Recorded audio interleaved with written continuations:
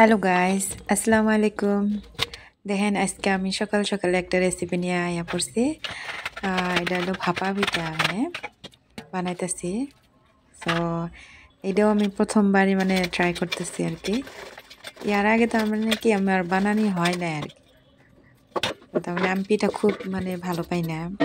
পরে আমার হাজবেন্ড খুব ভালো পায় তার মানে। পরে মানে ট্রাই করে আর দেখতেছি মানে পারি না নাই, কিন্তু খুব সুন্দর হয়েছে আর কি।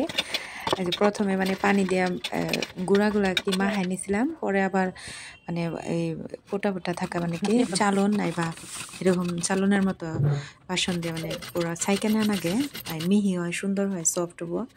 পরে আমি নারকেলগুলা কুড়ে নিলাম। এখন এই যে গুড় কাইটা নিতেছি। সো এই দেখেন আরম্ভ হয়ে গেল পিঠার এটা। এখন আমি গুড় আগে প্রথমে অল্প দিয়ে নিছি, তারপরে নারকেলের কোড়ানি দিলাম, পরে এই যে এসে দিলাম গুড় দিলাম, পরে উপর দিয়ে আবার মানে আবার গুড়ি দিয়ে ছাউনি বানিয়ে দিলাম। সো দেখেন এই যে আমি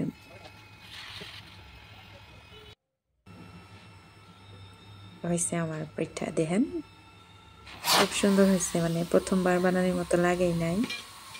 তো খুব টেস্ট হয়েছে, মানে আমি ভালো পাই না, কিন্তু আমি খাইয়া তার মানে আমারই ভালো লাগে গেছে, এত সুন্দর হয়েছে। এই দেখেন কি সুন্দর বানিয়েছে। সো প্লিজ সাবস্ক্রাইব করবেন আমার চ্যানেল, বেশি বেশি ভিউ দেবেন। Thank you.